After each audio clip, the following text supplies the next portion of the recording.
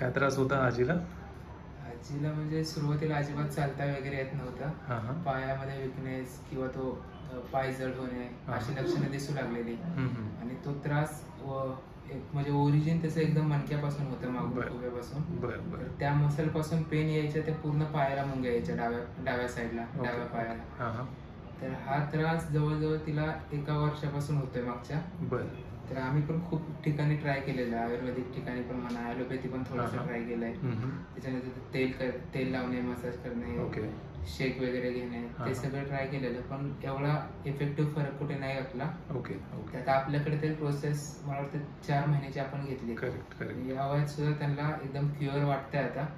जो main problem होता म्हणजे चालताच नाही येणे, सुरुवातीला कसं 5-7 मिनिटं चाललं की बसावं लागायचं किंवा कशाला तरी धरावं लागायचं, पुढे चालू शकत नव्हते.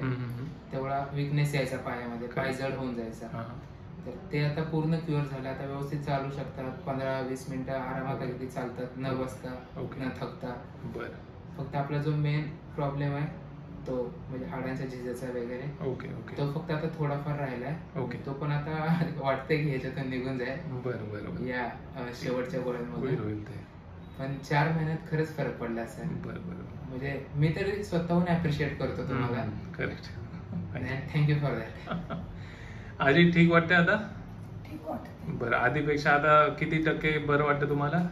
आता एकदम क्लिअर झाल्यासारखं बरं वाटतं. आता मला चालण्या की तर एकदम क्लिअर वाटतं. बरं बरं. आधीपेक्षा बरं वाटतंय ना? आता चालू शकता बऱ्यापैकी?